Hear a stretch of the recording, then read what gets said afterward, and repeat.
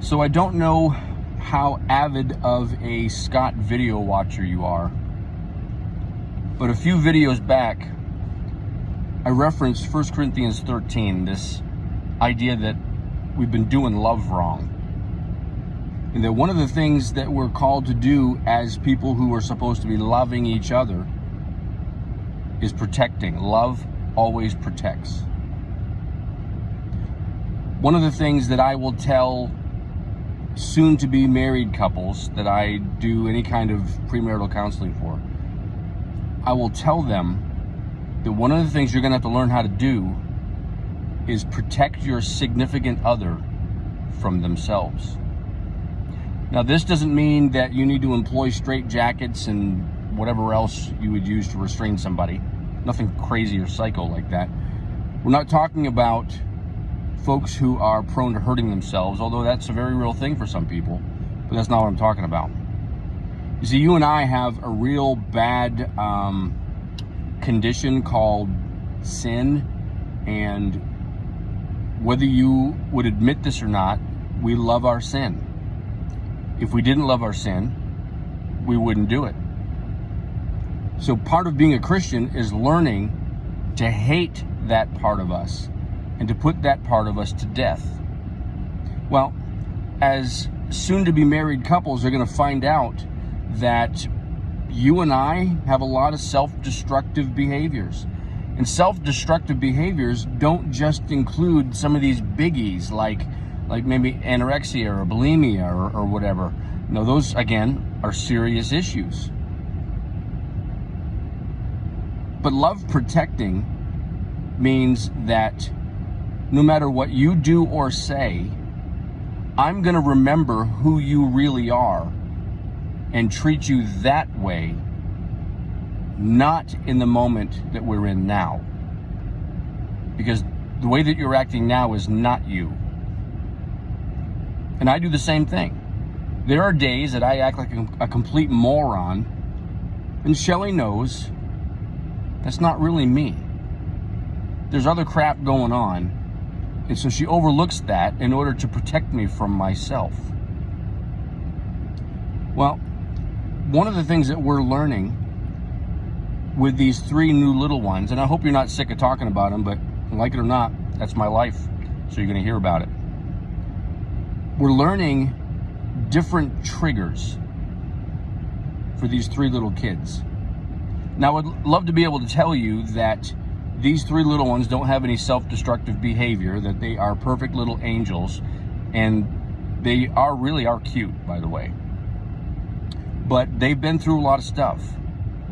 They've seen some things as 2, 3, and 4-year-olds that most of you watching this video have never seen or never been a part of. They've been part of trauma that you've never been a part of. And so they're not, I hate to say this word, but they're not typical, normal children. Now, they're sweet and they are absolutely redeemable. But they have been broken more times than they ever should have been. And so as their new parents, we are in a position where we're finding out new things about them all the time, about how they tick, how they think. And tonight was one of those nights. Oh, by the way, just so you know, if you're wondering why the crap Scott's sitting in the dark doing a video, well, I'm actually at the Cinemark Movie Bistro parking lot waiting for my movie to start tonight. Shelly gave me the night off, and so I went and picked up my medicine, and then I went to go over to Books A Million, but they closed at 8 and I just missed it. So then I remembered, actually I got that wrong. I went to Books A Million first, they were closed, then remembered, shockingly, I forgot my meds. And so I didn't want my heart to explode, so I went and ran and got my medicine and had an hour to kill because nothing's open thanks to this stupid virus. And so I went to Quaker Steak and Lube and had some wings. Every once in a while you need a night off, and I'll get back to that here in a second. But tonight at the dinner table, we had regular dinner, and I had big brownies for the family to have for dessert. I like brownies. You don't maintain this figure by not liking brownies. And so 2 of them ate their brownies. It's all well and good. In fact, they didn't really eat them. They must have like snorted them up their nose or something, because I blinked and the brownie's gone. It's just gone. Well, one of the other ones was a little bit slow in finishing their meal. The deal was you got to eat your peas and carrots or you ain't getting a brownie. Well, they didn't. They took their sweet time eating the peas and carrots. And so I had set the brownie in front of them while they finished their meal, which prompted a complete and total meltdown. I mean meltdown. Just racked with sobs and crocodile tears, and just, I mean, it was pitiful. We had no idea. Does a kid hate brownies? You know? But I remembered, and I don't know if this is actually the deal, but I remember just a few minutes before, one of the kids had mentioned that where they stayed before, they had brownies all the time. So maybe that was it. That's going to be my suspicion anyway, because seeing that brownie on a plate sent this little kid into almost hysterics. We really thought they were going to hyperventilate. So Shelly and I are just kind of looking at each other like, what the heck, you know? And so Shelly held him for probably a good 20-25 minutes while they cried. And just holding them, just being there. And pretty soon the tears stopped, and it was now okay to eat that brownie. I didn't know that would trigger something. Now that I do know, I'm going to be able to help protect that little one from themselves.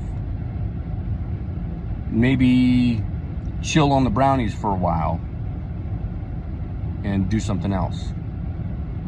But you see, that's what we do for each other. When you find out that there's something that really just, well, breaks somebody, you don't continue to behave that way that causes the breaking. You recognize that there's some other crap going on, and I need to be ready to help protect whoever from themselves. Love always protects. And it's really difficult, particularly in the setting that we're in our society, with all this insanity going on around us. And you're not going to be able to protect everybody. But I'll tell you who you can protect. You can protect, first and foremost, yourself. You see, me going out to the movies maybe it is a selfish move, I don't know, but I don't think it's a selfish move. It's a move to where I really need a break, because if I don't get a break, I can't be the best me that I need to be for my family. And so Shelly blessed me with an evening out, and I'm just kind of hanging here at Movie Bistro, waiting for the movie to start, taking some time to take a deep breath so that I can be who I need to be in the morning for the kids and for my wife.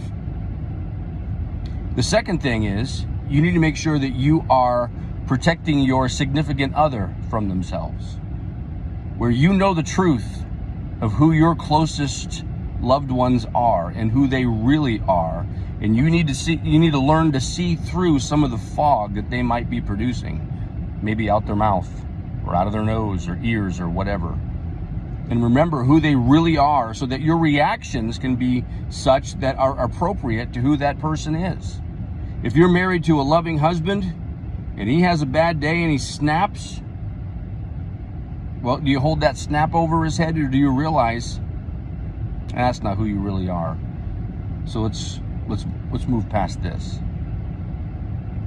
And then there are situations where there are little ones who need to be looked out for, who need to be protected from others, but even from themselves. Tonight was one of those nights where we needed to do that. I would encourage you You know, whether it be family members or friends or whatever, you know folks going through rough patches. You know little ones who might be in a tough spot. And you can do something about it. Remember, Jesus said that anybody who causes one of these little ones to fall, to stumble, it'd be better for him to have a millstone hung around his neck and thrown into the depths of the sea. Those are some big words. You see, protecting people from themselves is really important, and it's our job to do it. So look around you with reopened eyes, or maybe even newly opened eyes, and maybe see some folks who badly need someone to stand in for them for a while. Well, these are some of my thoughts tonight.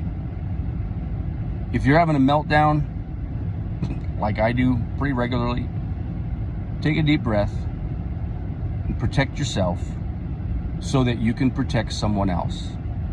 That is your job as a child of God. Love always protects. I'm out.